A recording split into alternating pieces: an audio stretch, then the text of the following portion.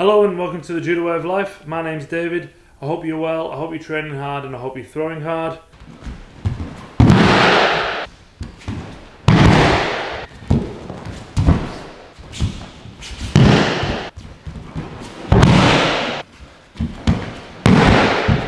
Firstly, I'd like to say thank you for supporting the Judo Way of Life and watching the videos, and then if you take the extra step and you're subscribing, you're liking, commenting, really appreciate it. Thank you very much. We're back again with another top 3.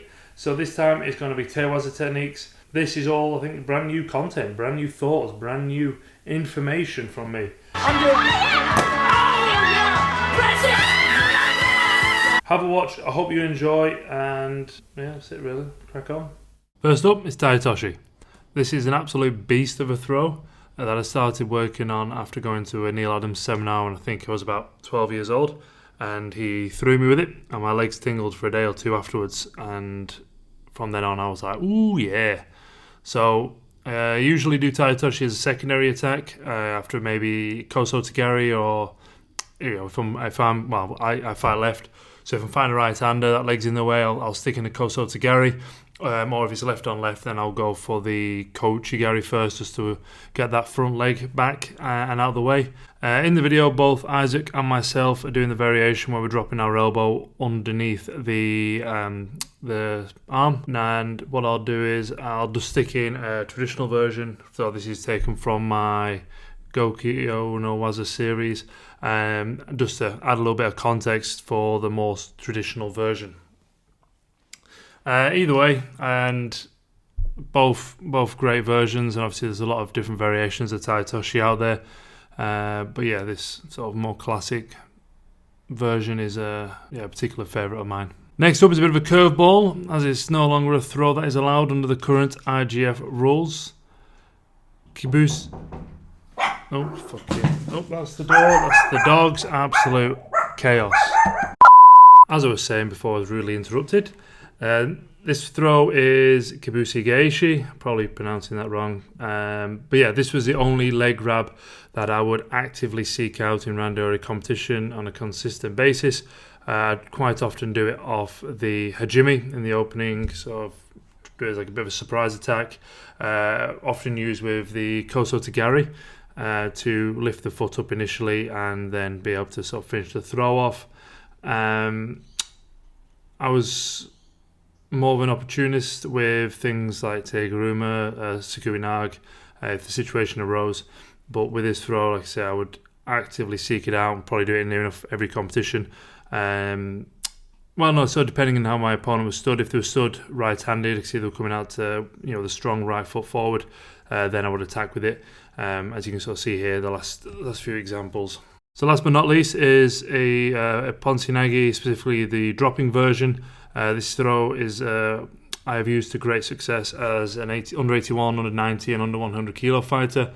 Being 6'2", which I think is about 188 centimeters for the people living in the metric world, I think it's quite often a shock when I drop down so low.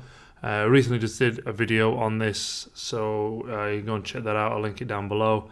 But yeah, so when I turn in, I like to wrap the arm up. Now it's similar to like a Makikomi-esque kind of roll through that I do with it, but obviously the arm is underneath in the Ponsi-Nage position rather than like coming over the top. But in terms of the mechanics, it's pretty similar. And then yeah, just sort of roll right through with that movement. So there you have it, my top 3 favourite, not Ashi-Waza, see I'm obsessed with Ashi-Waza, my top 3 Tai Waza techniques. Threw a bit of a curveball in there with the old leg grab, can't obviously do that in competition anymore, or IGF competition should I say. The leg grabs is still something I introduce into randori every now and again, just to add just a different stimulus. I usually throw it in at the end, where some pressure training, just give them something different to think about, especially when they're tired, just to try and like motivate them to just get a bit more, squeeze a bit more juice out of them. So yeah, I mean obviously there's a lot of opinions about leg grabs on the interweb, but yeah, they're still part of judo, regardless of whether you can use them in IGF competitions or not. I still think they should be taught and learnt and used. So yeah, that's why it's on there. It's one of my favourites. Probably one of the only leg grabs I really used to do, like I said. You know, if you're new to judo and you're here post 2010, I think that's when the rules changed. You know, like, make sure you're asking your coach to teach you how to do leg grabs, because they are such an important part of judo. And you just never know when the rules are going to change and they're going to come back. It's just always good to have them in your back pocket just in case you need them. And then, yeah, obviously the other Te Waza techniques, great throws to use, and yeah, had a lot of success actually with the drop Seoi. That probably should have made it onto my top 5, you know. Well, we're here now. So let me know what would have been on your top 3 Te Waza techniques in the comments below. Again, like I said at the beginning of the video, thank you so much for watching and supporting in any way that you do. If you'd like to help out and support the channel further, be part of the community, there is a link to my Patreon down below where you can support the channel. And also, what else is it? Yeah, check out the Instagram. Just put some exclusive content on there as well. And yeah, all good. Enough of the shameless advertising for myself. I mean, the reason why I do this is because, you know, obviously I want to make a living. Like, this is what I'm doing. This is my job. And you know, I want to work with you guys. I want to give you guys the opportunity to support the channel if that's what you want to do. And if you don't, that's absolutely fine. Like, it's just there if you want to. If you want to work together, obviously I do one-on-ones. I live in Sydney, Australia, so if you're living here, based here, and you want to work together, we can do. If you're living somewhere else in the world, that would be a bigger conversation that we need to have. Alternatively, I do have my online coaching program, so again, link down below. And yeah, that's it. I'll shut up now, and I hope you're training hard. I hope you're throwing hard, and see you in the next video. Bye-bye.